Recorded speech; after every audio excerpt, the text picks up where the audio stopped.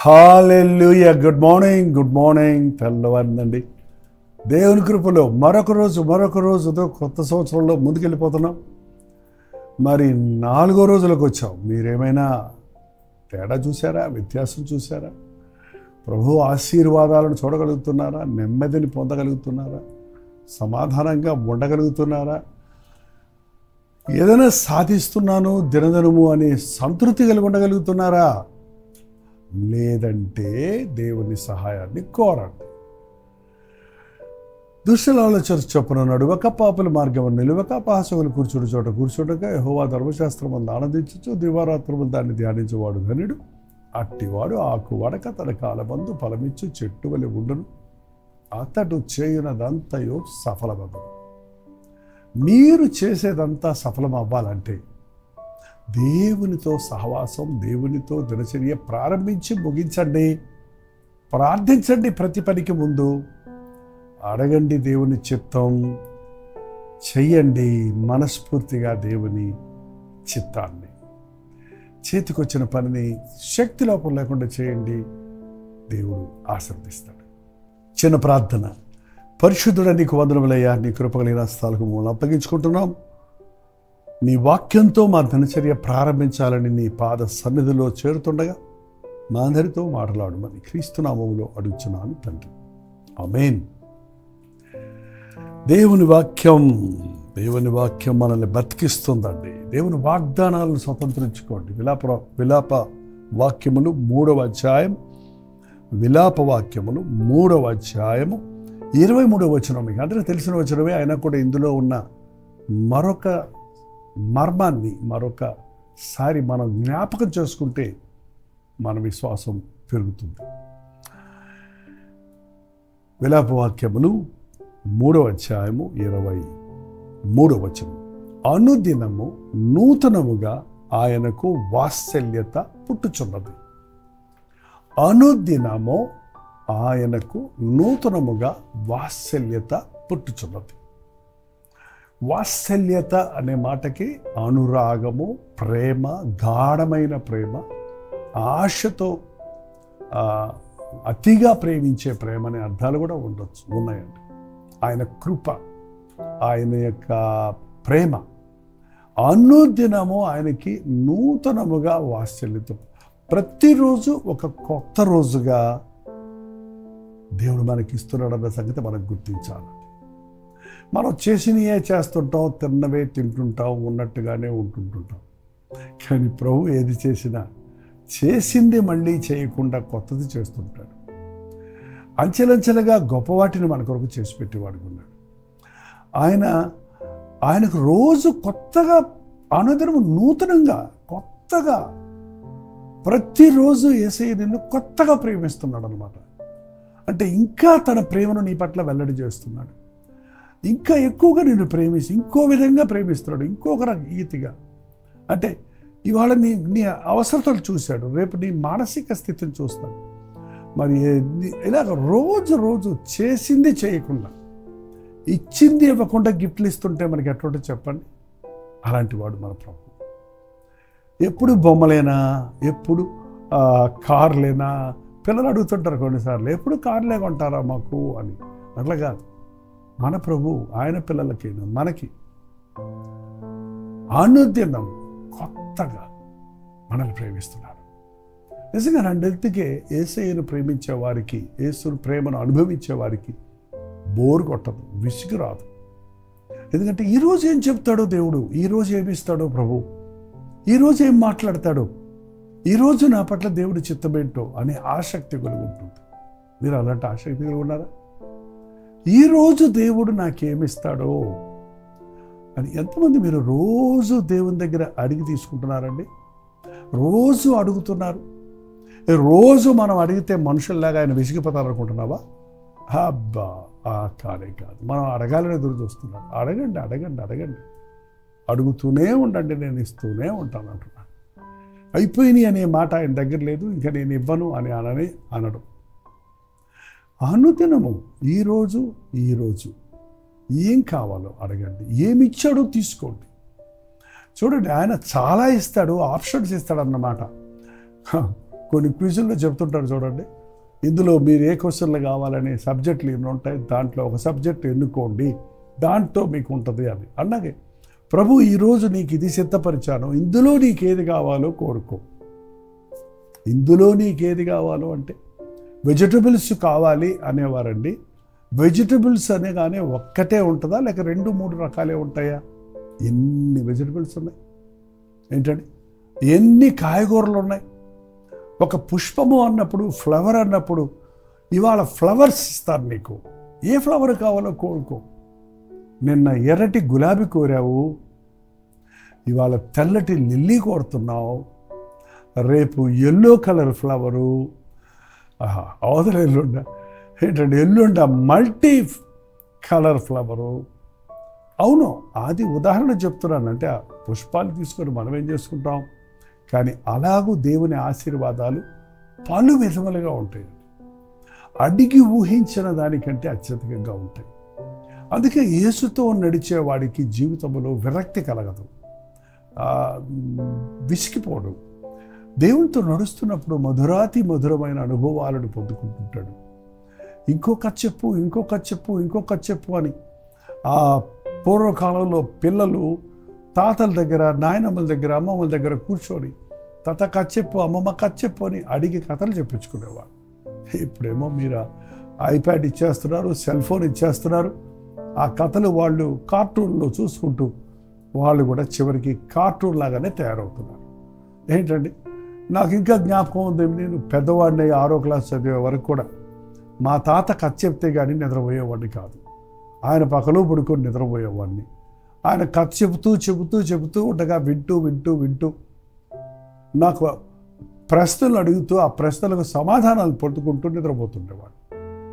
యేసయ్య దగ్గర అడగండి, ఈ లోకపు కథలన్నీ మనకెందుకు కానీ, తాతల కథలు, అమ్మమ్మ కథలు మనకు పెద్దగా మేలేమి చేయవేమో కానీ, యేసయ్య నీకు చెబుతాడు. ఇవాళ ఒక సంగతి చెప్తాను నీకు, ఇంకొక సంగతి చెప్తాను నీకు, మరొక సంగతి చెప్తాను నీకు అని ప్రతిరోజు ఆయన చిత్తాన్ని బయలుపరుస్తున్నాడు.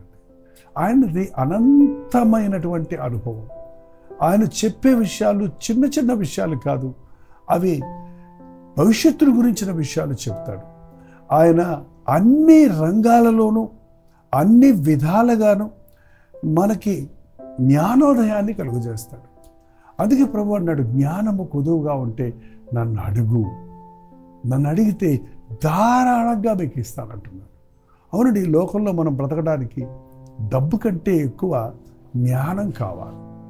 ఎంత డబ్బు ఉన్న జ్ఞానం లేకపోతే అప్పుల్లో పడిపోతున్నారు. అందుకే జ్ఞానం కలిగిన వారు తన కొద్ది సంపాదనను కూడా ఒబ్బిడిగా వాడుకోగలుగుతాడు. జాగ్రత్తగా దేవుని మహిమార్థమై జీవించగలుగుతాడు. ఎంతమంది మీరు ఆధ్యాత్మికంగా అనుదినము దేవుని చిత్తాన్ని ఎరుగుతూ ఆయన మాటలు వింటూ ఆధ్యాత్మికంగా మీరు బలపడుతున్నారు? దేవుని యొక్క రహస్యం ఆయన భక్తుల దగ్గర ఉందంట. ఆయనకు ఎన్ని కబుర్లు కాదండి, ఆయన నిజమైన సంగతులు చెప్పబోతున్నాడు. ఏం జరగబోతుందని నీ విషయమే కాకుండా అనేకులను హెచ్చరించడానికి ఆయన ప్రణాళికలను తన సందులో కనిపెట్టే వారికి చెప్తాడట. నీ బిడ్డల కొరకు దేవుని ఆలోచనలు ఏంటని మీరు ఎప్పుడన్నా అడిగారా? నా కుటుంబం పట్ల నీ భవిష్యత్తు, నా భవిష్యత్తు పట్ల నీ తలంపులు ఏంటి ప్రభువా అని మీరు ఎప్పుడన్నా అడిగి తెలుసుకున్నారా? దేవుడు తన చిత్తాన్ని బయలుపరచడానికి సిద్ధంగా ఉన్నాడు. ఈరోజు నిన్ను దీవించాడు, రేపు ఇంకా దీవిస్తాడు. ఆయన దీవిస్తూనే ఉంటాడు.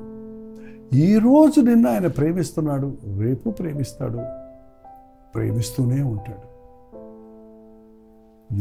యేసు ప్రభు మరియను, మార్తను, మరియను, లాజరును ప్రేమించను, అంతము వరకు ప్రేమించాడనే మాట ఉందండి అక్కడ. అంతము వరకు ప్రేమించాడంటే నో ఫుల్ స్టాప్. మనం కొంతకాలం ప్రేమిస్తాం, కొంతకాలం ఇస్తాం, కొన్ని విషయాలు చేయగలుగుతాం, కానీ ప్రభుతో అనుదినము నూతనమైన అనుభవం.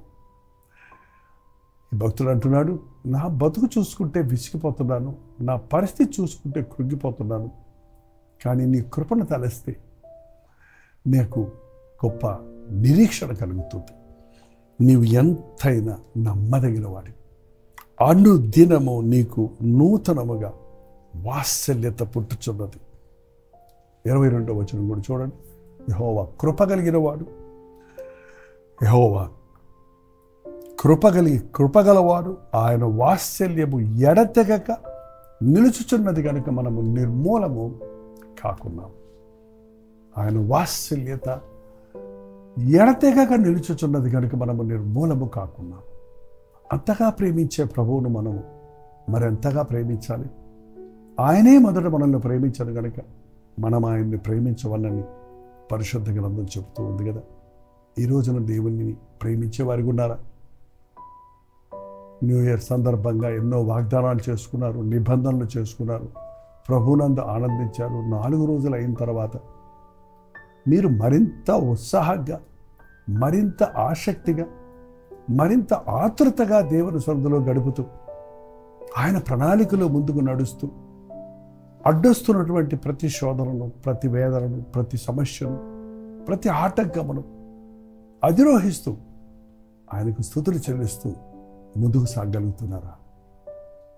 దేవుని వాక్యం మనల్ని నడిపిస్తుంది, ఆదరిస్తుంది. యేసు ప్రభు తన ప్రాణము ఇచ్చుట ద్వారా తన ప్రేమను మన పట్ల వెల్లడి చేశాడు. మనం కూడా ప్రభు కొరకు ప్రాణం ఇచ్చినంతగా, ప్రభు సాక్షులుగా మనం ఈ లోకంలో జీవించాల్సి ఉంది. ప్రభువా, నా పట్ల నీ ప్రణాళికలు, నీ తలంపులు, నీ ఉద్దేశములు నెరవేరినట్లుగా నాకొచ్చే శోధనల్లో, బాధల్లో, ఆ సందేహాల్లో ఏంటంటే మనకు సందేహాలు వస్తాయి, మన మీద సందేహపడేవారు ఉంటారు. అసలు లోకం మీకు బాగా ఉండాలని ఎదురు చూడొద్దండి. ప్రపంచం ఎప్పుడూ చెడిపోయింది, అది చెడుగులోనే పోతుంది. మనం ఎంతసేపు లోకాన్ని చూసినట్లయితే తృప్తి పొందలేము. యేసు వైపు చూస్తే, నిన్ను చూసుకుంటే నీవు బలపడలేవు, దిగులు పడిపోతావు, కృంగిపోతావు. కానీ యేసు వైపు చూస్తే నీకు నిరీక్షణ కలుగుతుంది. ఇది వ్యక్తిగతంగా అనుభవపరంగా మీరు తెలుసుకోరండి. ప్రతిరోజు దేవునితో సహవాసం చేయండి. ఆయన ఇవాళ ఏం కొత్తది ఇస్తాడో, నాకు ఇవాళ ఏది చెప్తాడో, నన్ను ఏం చేయమంటాడో అన్నట్టుగా దినము ఆయన గడప యొద్ద మనం కనిపెట్టుకుని ఉండాలని దేవుని వాక్యం సెలవిస్తుంది. తెల్లవారకు ముందే మన విన్నపాన్ని తయారు చేసుకొని ఆయన సన్నిధికి వెళితే అద్భుతమైన జవాబులను మనం పొందగలుగుతాం.